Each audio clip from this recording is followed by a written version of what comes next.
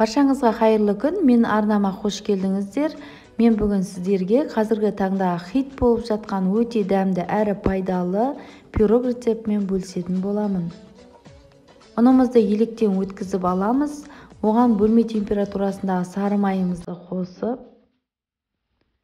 қосқышымызды қосып, үгілмелі қамыр дайындаймыз. Достар, видеоны соңына дейін қараңыздар.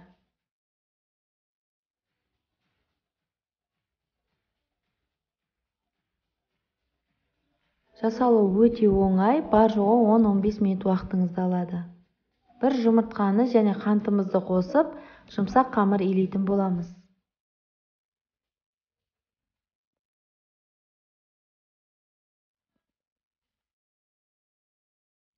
Қамырымызды илеп болғаннан кейін жарты сағатқа холодильникке тындырып қоятын боламыз. Мінекей достар, біздің қамырымыз тынды. Енді осылайша ыдысымызға, табамызға орналастырып жаятын боламыз. Төменгі жағын міндетті түрде тесіп қойыңыздар, осындай вилканың көмегімен көтеріліп кетпеу үшін, әдемі пісуі үшін. Жан жағында вилканың көмегімен әсемдейміз, тегістеп шығамыз.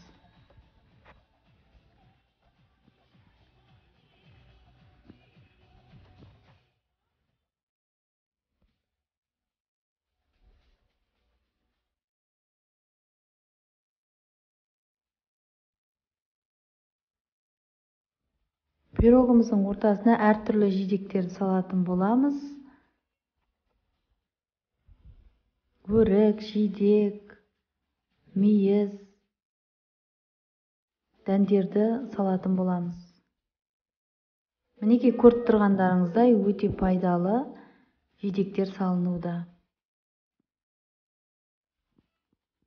Енді сгущенкамызды құямыз да бетіне дәнімізді себеміз. Достар, егер де сіздер мені арнама тіркелмеген болсаңыздар, онда мені арнама тіркеліп, лайк басып, пікір жазуды ұмытпаңыздар. Және де қоңыраушаны міндетті түрде басыңыздар. Егер де қоңыраушаны басатын болсаңыздар, менің арнамдағы өте оңай, өте жеңіл, қарапайым рецепттер сіздерге көрініп тұрады. 30 минутқа пісіріп алатын боламыз. Мінекей достар, біздің пирогымыз дайын болды. Көріп тұрғандарыңыздай өте әдемі, дәмді болып шықты. Келесі кездескенше сау болыңыздар.